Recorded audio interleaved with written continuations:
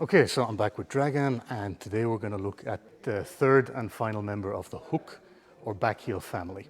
So you might remember we've already done the outside back heel. So when we're here like this, yeah, right foot forward, boom, I step in, I drive him back, boom, outside back heel. We also did the cross back heel or the cross hook. So basically same entry, I'm stepping in, I'm driving him back, but this time I'm hooking with my inside foot.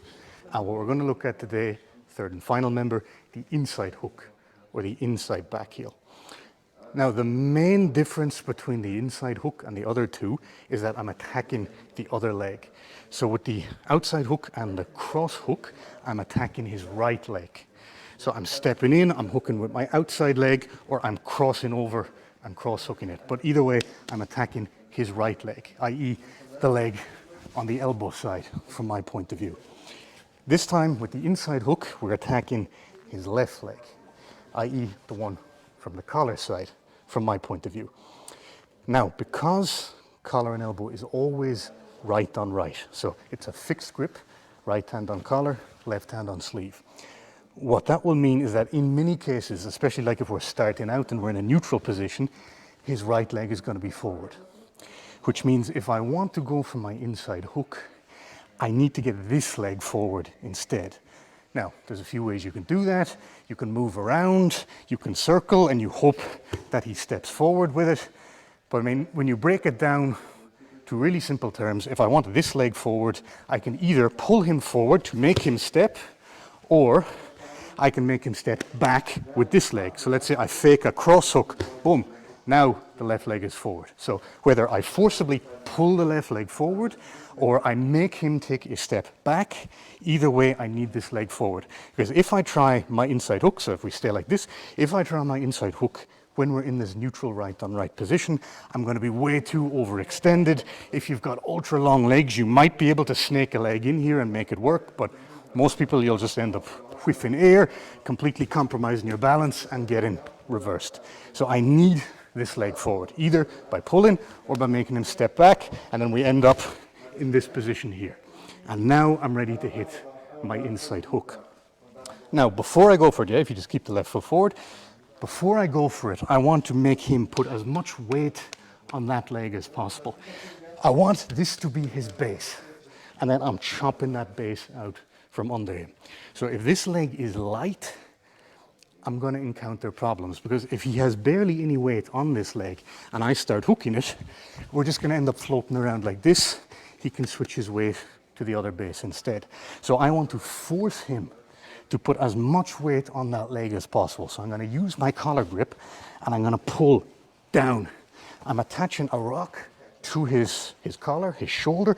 I'm pulling down so that his weight transfers from the middle of his body, the middle of his mass, over this way and down through his leg. So this leg is now predominantly at least responsible for keeping him up. And now that I've achieved that, I'm going to cut that base out from underneath him.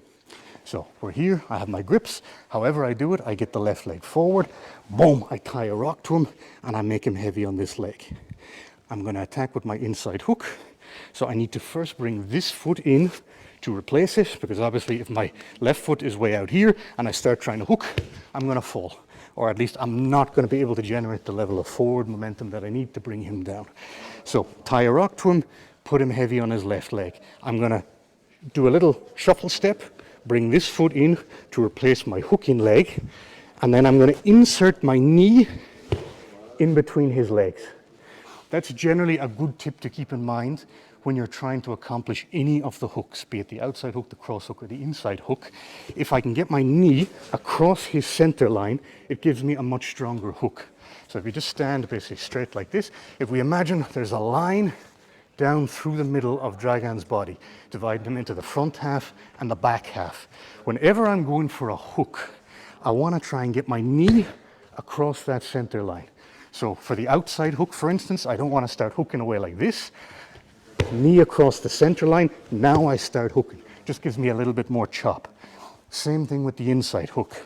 I don't want to start hooking from out here.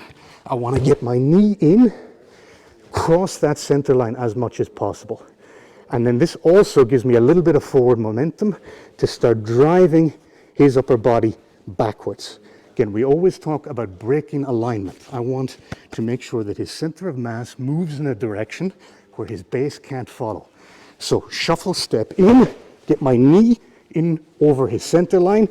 As I do so, I'm driving him back and hooking his leg. The leg that was carrying all his weight, his basically last remaining source of base, I just take that away from him. So left foot is forward, tie a rock to his collar, pull him down so that this leg is carrying all his weight, shuffle step in, get the knee in across his center line, drive his base back, and then hook and down. Basic inside hook, inside trip. So like I always say, grab a partner, grab a sturdy jacket, give it a shot, and let me know how it goes.